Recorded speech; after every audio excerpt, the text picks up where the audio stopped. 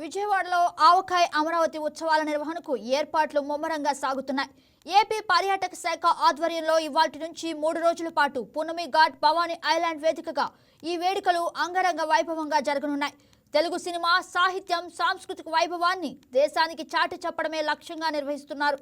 ఈ ఉత్సవాల వేదికల ఏర్పాటు, లైటింగ్, సౌండ్ సిస్టమ్, భద్రతా ఏర్పాట్లు, ట్రాఫిక్ నియంత్రణతో పాటు పర్యాటకుల సౌకర్యాలపై అధికారులు ప్రత్యేక దృష్టి సారించారు. సాంస్కృతిక ప్రదర్శనలు, సాహిత్య సదస్సులు, నృత్య, సంగీత కార్యక్రమాలు, ఇంటరాక్టివ్ సెషన్లతో 3 రోజులు ఉత్సవం రాష్ట్ర పర్యాటక అభివృద్ధి కొత్త ఊపునిస్తుందని అధికారులు భావిస్తున్నారు. ఏపీ పర్యాటక శాఖ టీమ్ వర్క్ ఆర్ట్స్ సంయుక్త ఆధ్వర్యంలో ఈ వేడుకలను నిర్వహిస్తున్నారు.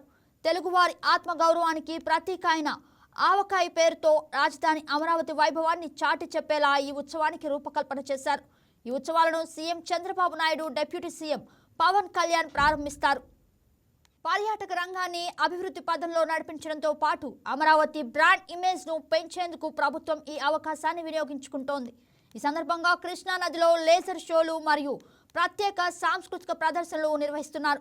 తొలి రోజు తోలుబొమ్మల ఊరేగింపు, తీన్మార్ డప్పుల ప్రదర్శనలు ప్రత్యేక ఆకర్షణగా ఉండనున్నాయి.